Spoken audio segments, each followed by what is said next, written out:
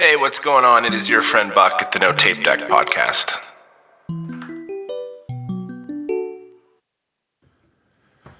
All right, episode 6 on the YouTube podcast today. I'm super pumped about this episode. Gentleman I met in Bend, Oregon a few years ago who at one point in time went by the stage name Onward Etc. I know him as Roscoe, who at one point lived in an Airstream out in the woods. And today he's going by the stage name Aage Birch. Hopefully I said that correctly. Nailed it, bro. Awesome. Now we got that out of the way. So perfect, man. How you doing, man? I'm doing really good, man. Things couldn't be better. Life is going really good. Just had some pretty amazing changes in it. And I'm out in the Pacific Northwest and residing in Seattle right now. And just kind of getting settled here and starting up with some new things to hit the road and work on a new album and kind of get the ball rolling again, man. Dude, awesome, man. Yeah, because when we were setting up this time frame, I was like, I think he's in South Dakota, and I was like putting Pacific Standard Time in there. So you've been out in Seattle for it's so pretty up there, Puget Sound and everything. Yeah, man. We just got a little spot in West Seattle. We're like a 10-minute walk down to the Puget Sound. So it's pretty epic, man. We've got a view that looks over the Olympic Mountains and the water. So it's pretty blessed, man. Pretty blessed. Awesome, man. I'm super stoked for you. And I'm glad we got a chance to connect. I know that you have a loop coming up here through parts of the Pacific Northwest down in to Nevada and California. So what's new with you, and what does that upcoming tour look like? So I actually just kind of got up here and started nailing shit down. I was thinking about kind of doing a tour. Actually, kind of start things off. I got picked up by Atomic Music Group pretty recently. Nice. So just kind of taking. So taking kind of shape with them has taken a little bit of time, but the ball's starting to roll right now for us. So gearing up for this tour out west, and then hopefully we got another little run going in July. There's some little whispers that possibly going up to Alaska and doing the state fair, possibly Europe in the fall. So things are just kind of falling into place right now. Dude, that's rad, man, and congrats on the deal with Atomic, man. That's well deserved. I'm super pumped to hear that for you. Thank you, man. Yeah, it was one of those things that I was kind of booking for myself for a minute, and like, I mean, if you're a musician, you just kind of know how grueling that can be at times. And when I kind of got the news that they were wanting to pick me up, it was just like a huge breath of fresh air. Like, oh, I can keep doing this, man. I can keep doing it. Some support, right? Yep, absolutely. No, that's super rad, and it looks like you're starting. I believe May 18th is a Sunday. Yeah. Yep, this coming Sunday in Bend, Oregon at Silver Moon Brewing. Awesome, man. Great spot. And it looks like I was checking your flyer. It looks like Johnny Bourbon is on the bill with you as well. Yeah, my boy Johnny Bourbon. I just talked to him a couple days ago. I think I'm actually going to stay with him that night, which I'm really stoked. He's been kind of on this endeavor of he's a hat maker now. He's a milliner, so he's got a shop in Alfalfa, I think, that he wants to show me, which I'm super pumped with. I'm a hat guy, so it's like, dude, right? Just hearing that, that I've got a milliner as a friend is like, all right, let's go. Let's go. Yeah, and plus, man, he's a super great musician and a super awesome guy. So when you go through this tour through Bend, Eugene, Ashland, Reno, Vegas, Portland, Seattle, and then down to Oceanside, is it like kind of like local openers along the way? Yeah, pretty much the whole tour right now is all going to be local support. Nice. Until we get down to Vegas for the Punk Rock Hoedown, and that's kind of like an affiliate of Punk Rock Bowling, and so it's just going to be a bill with people from all over the country. Valores is on it, which I just got to see them live for the first time. It's Nathan Maxwell from Flogging Molly's new band with his wife Shelby, and they are like phenomenal, man. Really, really amazing. So they're on the bill. And then of course my brother from another mother, Joshua Marshall, is going to be out there doing it. So Yeah. get this. Yeah. Dude, yeah, Joshua from Larry back in the day, man. Epic. Yeah. Dude. Yeah, absolutely. So good. Yeah, I was that website Marshall Music with the rad t-shirts and stuff. I know it has your bio on it too. I was checking that out the other day. Yeah, Jamin's been working really, really hard on kind of getting that up and running. And we've been just like on the phone constantly talking about new ideas. He's just like really pumped to be getting back into the scene. And yeah, he's doing some really, really cool stuff with Marshall Music. And I'm lucky that we're involved with that and him. You'll definitely see his name probably pop up a lot more with the Aage Birch crew and Awesome. and him kind of being a part of the family there too as well. So. Oh man, that's incredible, man. Yeah, I noticed on the Vegas stop, and I've heard of this venue. I've never been there. It's on my list, and I've been to a lot of places over the years in Vegas, but I haven't made it to the Hogs and Heifer's Saloon yet, which makes more sense now if it's tied in with the folks you said it is. I've heard that's great place to play to be at a show too. Yeah. Yeah, it looks pretty wild. It's kind of like what I interpret like a wilder version of Coyote Ugly. Yeah. Yeah, that's the word on the street. So that's no, I'm pumped for the whole loop for you, man. And sorry, there's gonna be a little background noise.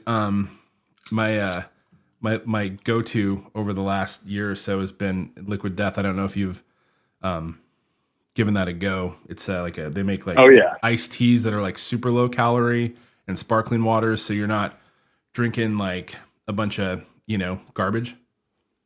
Yeah, man, I absolutely took a pretty deep dive into Liquid Death recently. Nice. Yeah, I saw you several months ago via social media, make a pretty big announcement, man. I just wanted to say, how proud I am of you for, making such a positive life change in regards to, sobriety. Yeah, dude, it was a definite step that needed to be taken. And yeah, you know how it is. It's just one of those things that for me in general, the drinking and the drugs just wasn't really fun anymore. I wasn't doing it to have fun, and it was kind of taking over. It became more of a vice than like a spirit, So yeah, man, I made the decision to seek some help and kick it out. And it's been actually on the 10th this month. It was 8 months sober. So it's just been like eye opening to say the least, man. My life has taken a drastic change to say the least in the best ways, man. It's been very amazing.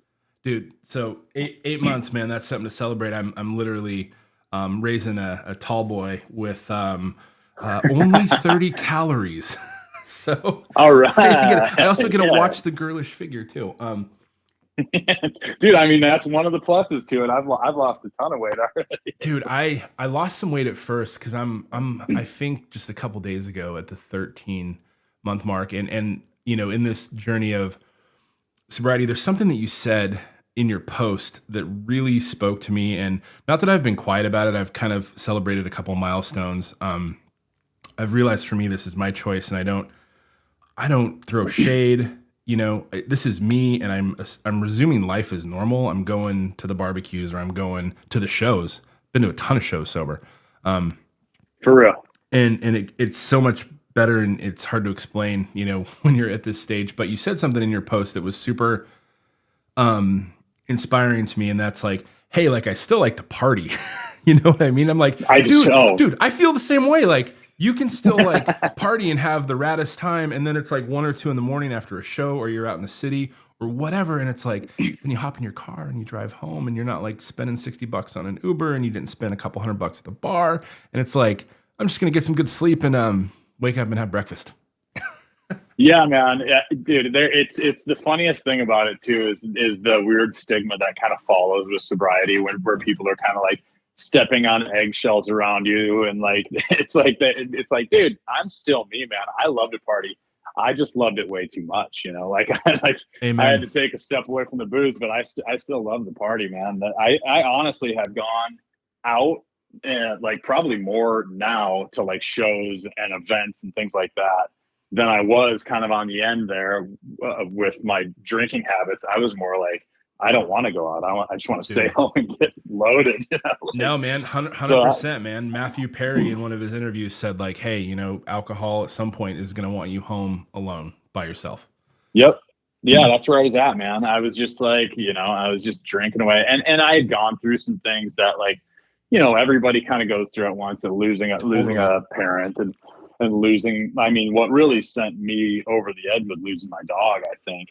And I just like was just over humanity. It's like I just want to be locked in this tiny little house, and I want to drink myself into oblivion and hope that I wake up. And it was just like not worth it anymore, man. It was just ready to put the bottle down and get back on track with the things that I really love, like music and my relationships and just being a better person, you know.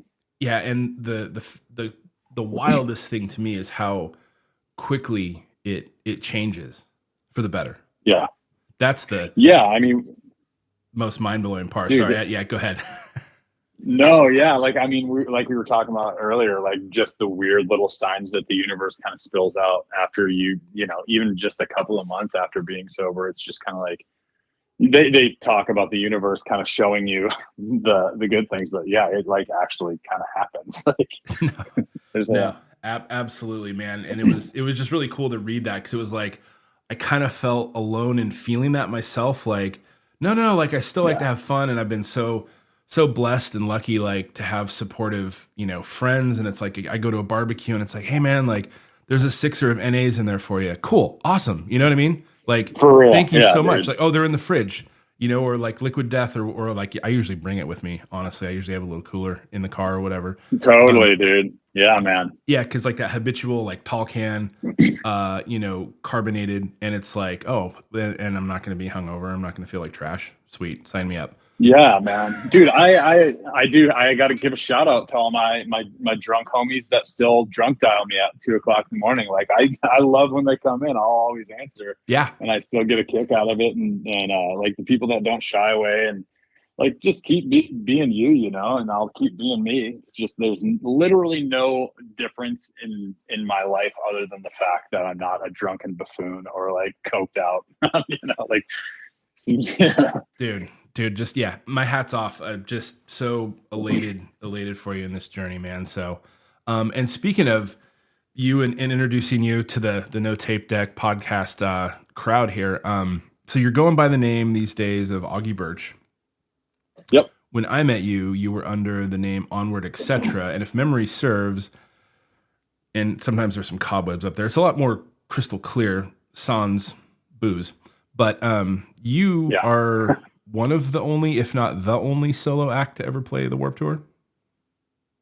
Yeah, so it was definitely an interesting adventure to go at Warped Tour as a solo I musician. They bet. actually had, yeah, it was a trip, man. I can't even, can it's wild. But yeah, so I got asked to do it, and found out that it was going to be on this stage called the Acoustic Basement that a buddy of mine, Brian Marquis, was running. He was the stage manager of this stage. So there was like a handful of solo performers. Some of them were duos. Some of them were from bigger bands or other bands that would just come down and do a set. But yeah, like one of the only for sure solo kind of acoustic acts that did the Warped Tour, and it was crazy, man. I was definitely known as that acoustic folk guy for a while. Epic. I know I've definitely seen the videos on YouTube, and when I edit this down, just sort of for background, because I'm just doing strictly podcast only right now. Very little video usage. I'm going to put in the background just some random, shots from some of your shows. So, what was your favorite thing about being on that epic, you know, event called Warped Tour? What was your raddest part, like favorite memory about it? I mean, honestly, it was just like the beauty of getting to play in front of the amount of people that I played in front of every day. It was really, really rad, man. It was just like, you always had a crowd, and it was like Warped Tour for a lot of people, I feel like is like a really big growing moment. Mm-hmm. Like you kind of like, I remember the first time I experienced Warped Tour, it was like, I was just like getting into punk, and it was like this whole like life-changing moment for me. So after I would get done, there would be these kids that would come up to the, you know, the merch table, and they would like, you know, someone would cry and someone would tell you like your song changed their lives. And for, you know, even years after Warped Tour, I was getting emails from people about how my song had helped them through a situation that they've gone through, or had changed their life in some way, shape, or form. And that's like to me, the epitome of why I do this, you know, is to be something like that. So yeah, I mean that, and I mean, obviously the camaraderie of like all the bands, like the after parties, like as soon as everybody leaves Warped Tour, the party goes on like behind, like in the backstage bus area. That's just like a whole nother wild circus of events. But yeah, it was epic, man. Yeah, with you know, if you look at the history of it, like the year over year of all the names, and yeah, I could just only imagine. I remember one year it came through Portland, like 06, and I had some friends playing, and it was a pretty epic day. Got to hang out, watch some stuff on the stage. I could only imagine like being a part of it, and you know, touching that many people, and having that sort of, you know, feedback, right? It's yeah, and I know it kind of when you were saying that, it's like, it's funny because last time you came through Portland, we're going to circle back. We're not going to let this. But I remember we were at that McMinimum's on Burnside, down in the cellar. It's sort of, the street used to be a through street. It's one of those sort of like diagonal streets that shoots off kind of just west of the Roseland, but it's just also east of the Crystal Ballroom. So you're kind of in this. Yeah, Al's Den, right? Al's Den, yeah. I'm like, McMinimum's, they're all over the place there. Yeah.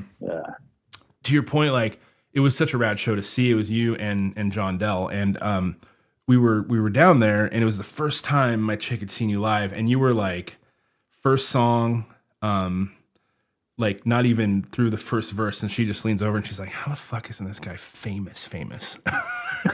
I was like, I know. Thanks, like, I've been like, you've been listening to the music. We came to the show. Like, I was kind of already, you know, like, you know, telling you that. So, no surprise that people were emailing you, you know, down the road later with that sort of, you know, feedback. Right. And, I've always been curious because I originally knew you as, you know, Onward Etc, which I thought was a very, nomadic moniker, if you will. It really, it's like from the second I met you, heard you, loved the sound, downloaded Sonderon from 2014, you know, Leavin Home, The Way That It Seems, Crazy Horse, basically every song there isn't, and on your new album too, right? There isn't a song that there's no filler. And I mean that from, you know, from the heart. So in this journey of the name change, what brought you to the name change, and has that been like kind of difficult or complicated with, you know, your following or anything like that? Yeah, yes and no. You know, the thing is with Onward Etc, it kind of started on this weird idea. It was just like, so the idea behind Onward Etc originally was that it was just going to be me, and then I was going to form bands as I traveled in the Northwest and the Northeast and down South and the West Coast or Midwest would all be a different gathering of musicians that would act as the full band. So it was just kind of this ongoing project that like every tour was going to be different. Every show was going to be different. That was kind of the idea behind it. So it separated itself a little bit from like the traditional garage band or full band. Mm-hmm. And as time went on, you know, there were some permanent members that came across and stuck around for a little bit longer than some.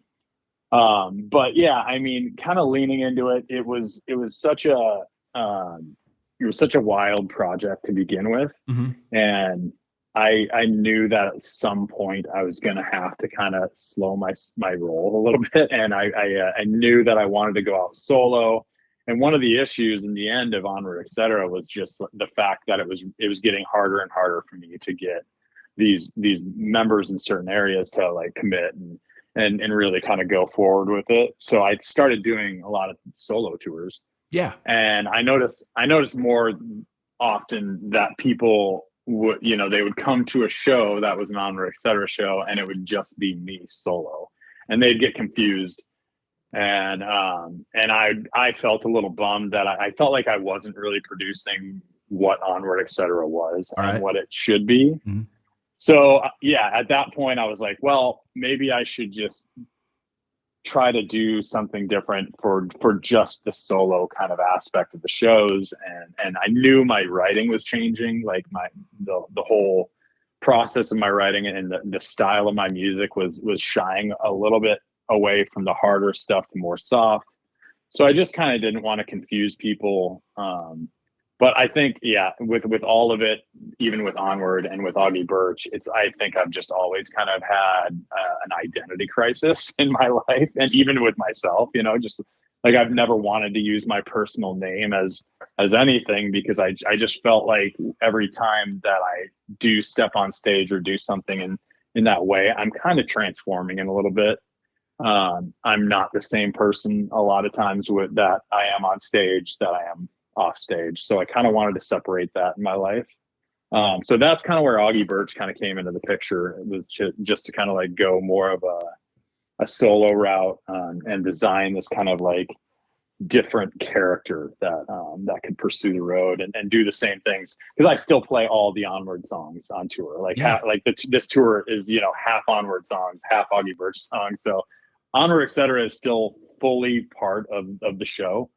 But I felt like I wasn't doing justice with what the original project idea was. And I always kind of go back and like wonder like, shit, maybe I should have just stuck it out and done that. But I made the choice, and now Aage Birch is turning into a full band. We're doing a 3-piece for this tour. So I think I'm in the near future. I think we're going to tack on a band name.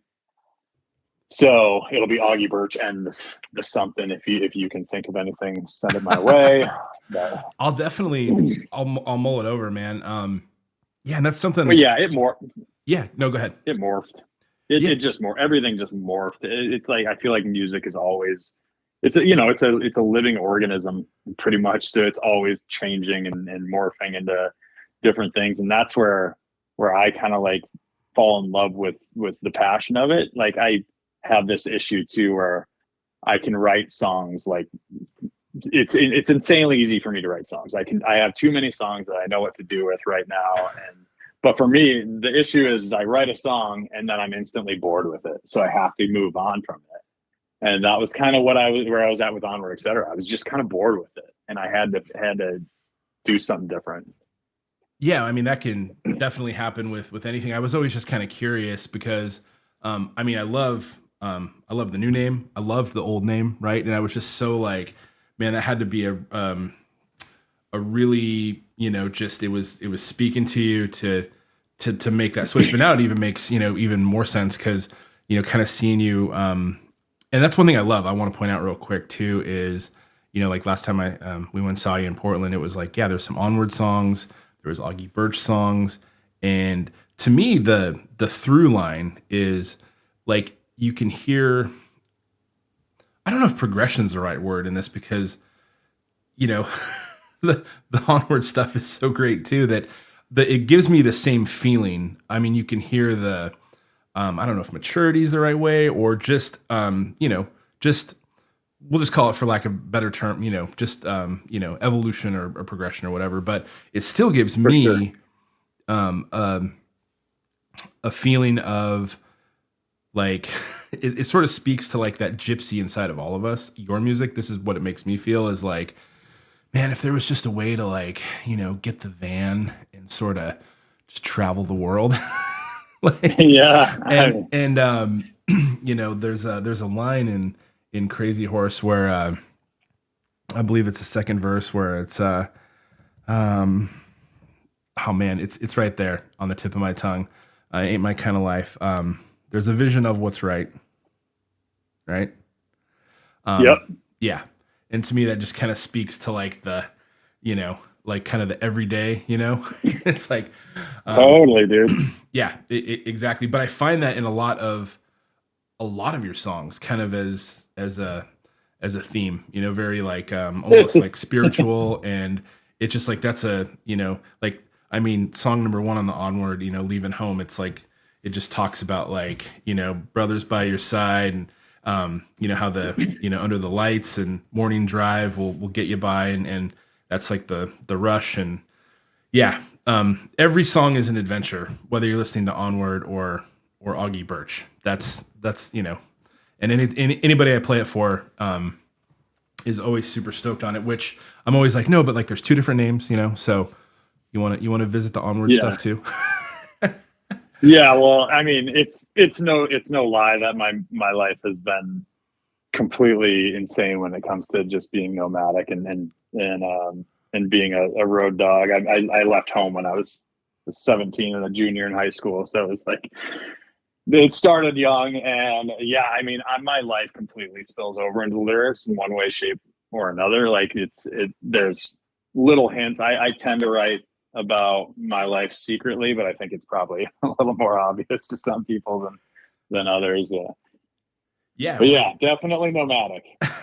which when you got on the road at a young age, I remember the story from your Portland show. You were um, you were kind of keeping tabs on your principal, Wally. Last name Wally. Wally Bosch. Wally Bosch. And he's like, okay, you have all your credits, and you're like, okay, like I'm done. Yeah, man. I dipped. It was pretty funny, man. Like he like, and everybody kind of saw that, like I Yeah. feel like my teachers they knew that there was no stopping me.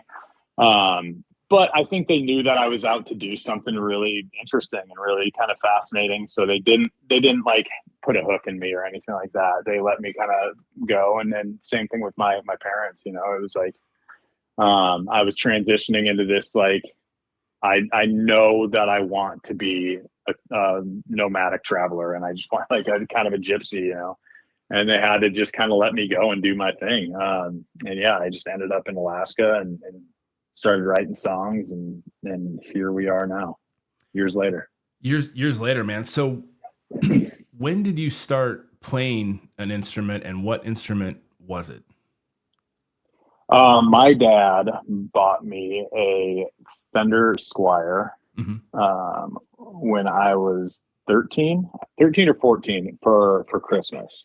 All right. Um, and yeah, basically I busted that thing out. I got that and a little practice amp, and I've never taken like a legit lesson. I went in and had like a couple pointers on how to tune and like how to do a bar chord or whatever. And then Yeah. pretty much from that point on, I just sat in my room, and I remember listening to Nirvana in Utero on repeat and just trying to mimic all the sounds that were coming out of my three CD boombox at the time.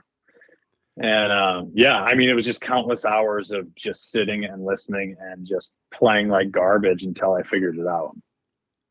Dude, you know, I'm not like primarily I can play a couple chords. Like when you're saying like the bar chords, I'm like, I know exactly what you're talking about. Yeah, man. What was Nirvana the band, or what was the band where it was just like, like what was that breakthrough sound with like what was that aha moment of like, dude, I can do this. Like I can do It was this. Nirvana. It was definitely Nirvana, 100%. Like, I mean, and it's kind of funny that I'm in Seattle now, but like Yeah. it changed. I remember the minute I was in a camper in on the lake with my family friends, the Hardys, and I remember my buddy Eric Hardy. He had a Nirvana Nevermind cassette tape, and he put it in, and it was the first time I had ever heard music like that. And it was one of those like moments of just like, yep, this is what I want to do. This is what I want this is the sound I want to go for. This, like, I was just completely inspired. My life changed instantly. And yeah, they opened. I'd say Nirvana opened the door for me for sure. Ah, that's so killer. And kind of something about Nirvana. I mean, obviously the greatness. It's like I was watching the Foo Fighters last summer live and sober, and it made 3 hours feel like 15 minutes. It was like a religious experience. Seeing Yeah, Dave Grohl, and it's like, oh yeah, like Josh Freese is a drummer for one of the best drummers who was the drummer in Nirvana. But when I think of them, and I think of like playing music or writing anything, it's like such an appeal about a band like that at that time is like they just seem like dudes you would hang out with, and they're not like on a pedestal. You know what I mean? yeah, I don't know. Like I yeah. I love that mean, appeal to bands like Nirvana.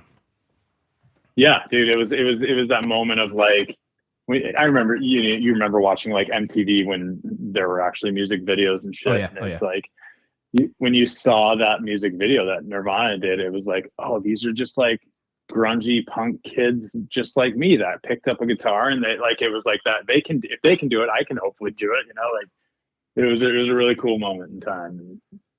yeah. I can remember the year. I can remember the weather. I can remember the day I heard "Smells Like Teen Spirit," just like it was yesterday. Yeah, man, That's how for sure. break through that sound once. And real quick, because I think you'll appreciate it, and I forget the guy's name, so I'm not going to throw this name out there. I used to, for a career, do a job that put me inside of people's houses all the time. Okay. And real quick, man, I was on the west side of Portland, and I was in this like upper scale neighborhood, and the dude was just so rad and interesting.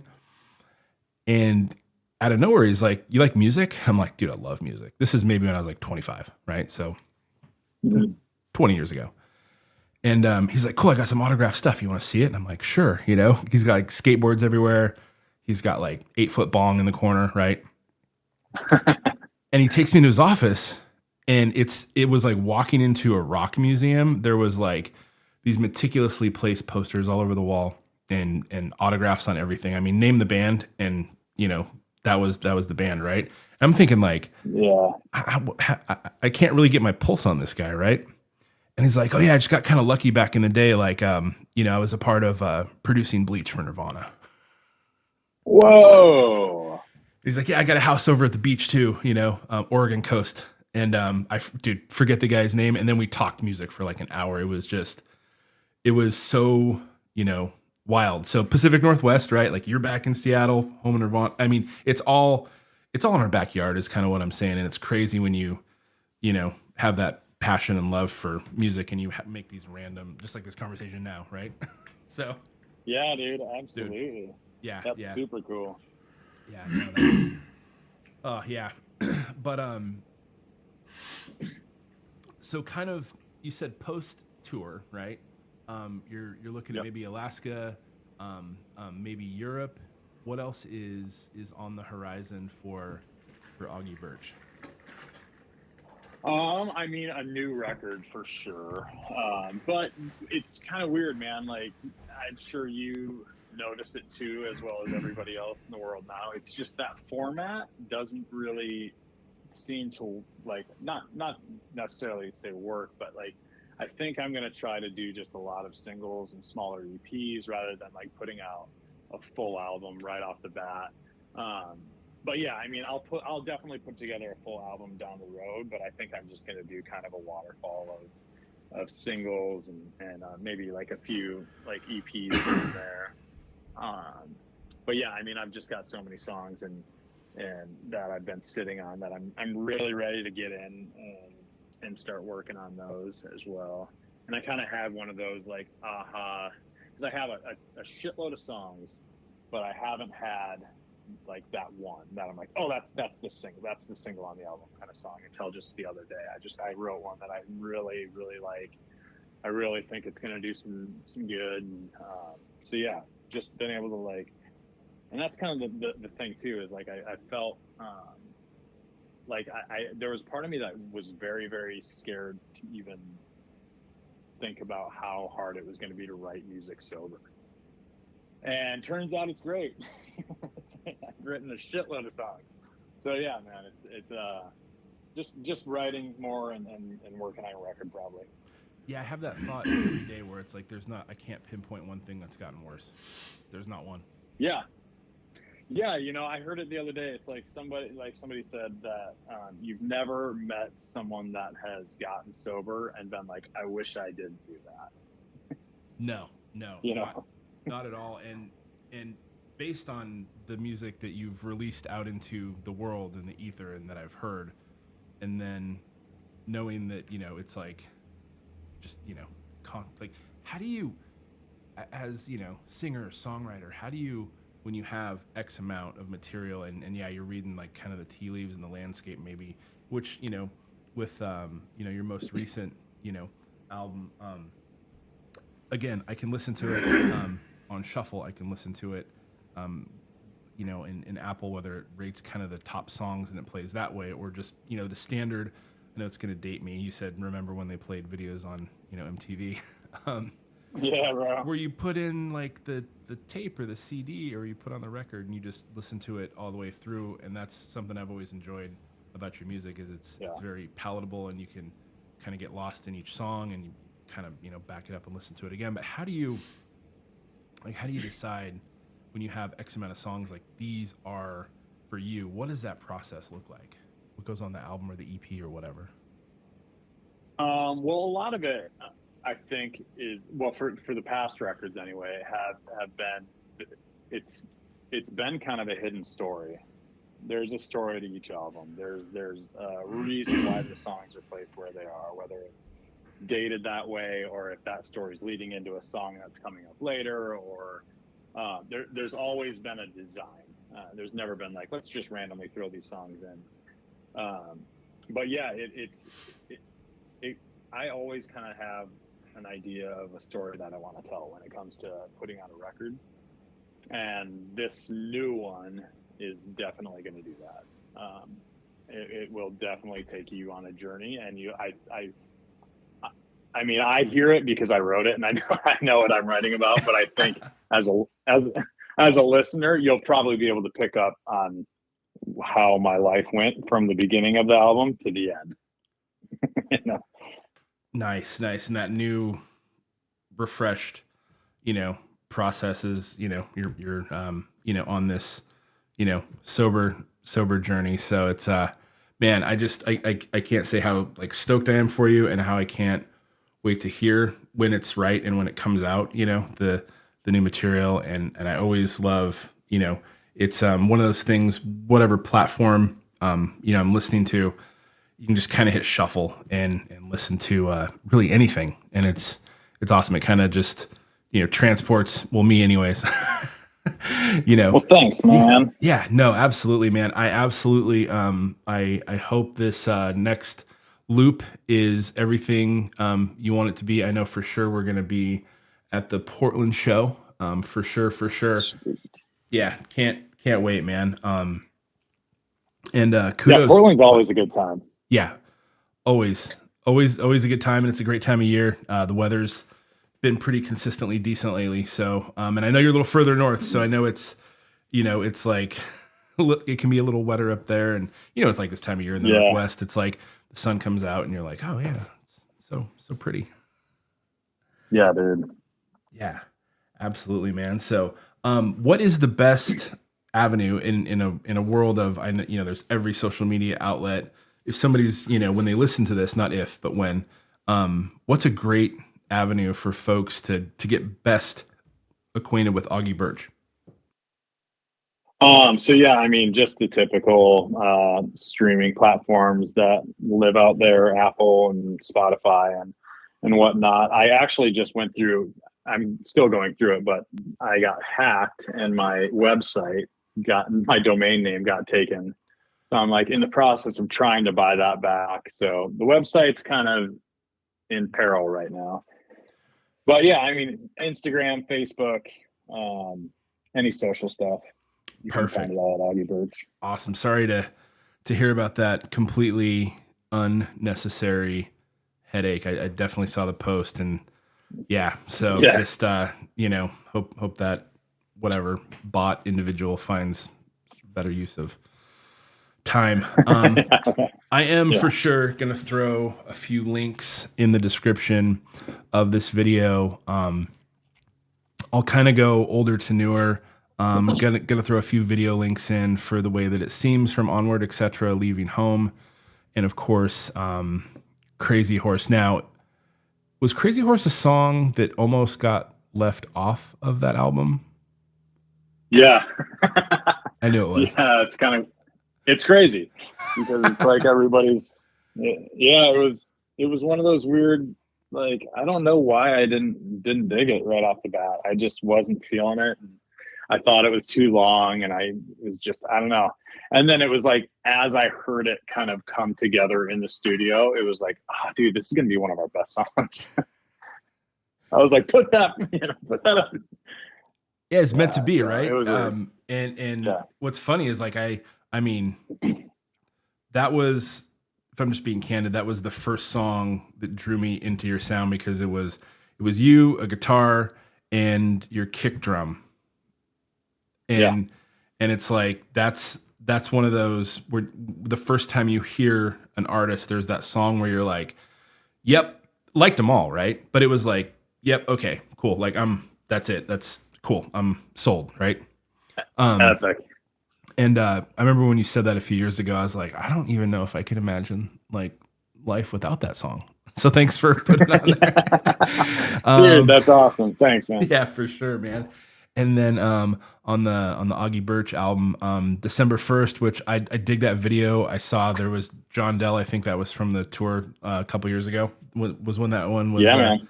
was shot. So that's a rad video to check out. And Shadow of a Ghost is another recommended song, and the video for Crows, which is largely based around the piano. I'll let you elaborate on that song, but that's a recent video that you did. Where did you shoot that? So I shot that in my hometown, Yankton, South Dakota. Nice. There's this old theater called the Dakota Theater that is like always like, it seems like it's always almost on the way out, Mm. and then maybe like a fundraiser happens, and it starts to rebuild itself. But I've always been fascinated by it. I've always wanted to do like a show or something to like help and be part of that community as well. So yeah, when I found out that one of my friends was kind of running it, I asked her if we could shoot the video in it, and they just kind of gave us the keys. And they're like, here you go.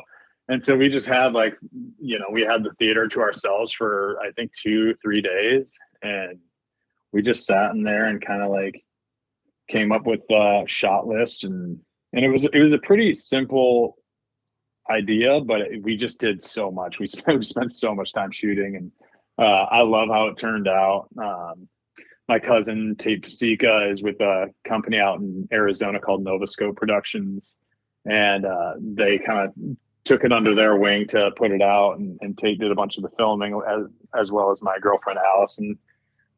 She was heading up on a lot of the shots for the video as well. So it was just kind of a nice little family affair, and we just enjoyed the process. And it took about a year for it to get edited, but we got it out. Yeah, it's eloquent. It's gorgeous in nature. With the piano is. I don't know if this is just getting old. I've always liked it, but I don't know if it's just like part of maturing. But it is so like, and yeah, when folks are listening and they watch it, the Crows video, and shout out to your lady and Novascope, and that theater just sounds like an amazing piece of history in your hometown there. So that's yeah. I mean, it probably just means a ton, which is awesome. It's so well done. Thank you. For sure, man. I greatly appreciate you taking the time before your upcoming tour and everything else. I know you getting settled into the Pacific Northwest up in Seattle, and just everything that you have going on. So I can't wait to see you when you come through. And man, dude, just appreciate you as a human and your music. So thanks again so much for taking the time, man. Hey man, I appreciate you and this podcast, dude. It's awesome. I'm glad you're doing this, and I'm stoked to see where it goes, dude. Awesome, man. I much appreciate it. And I usually sign off. I truly mean this from my heart with every podcast. It's a crazy world out there. So let's be good to each other. That's never a bad thing, right? So Yeah. awesome, Roscoe, my brother. I will see you when you come through Portland, and safe travels to you every stop along the way, your bandmates, and we'll see you soon, man. All right, man. I can't wait to see you. Likewise, man. Take care. All right, we'll see you.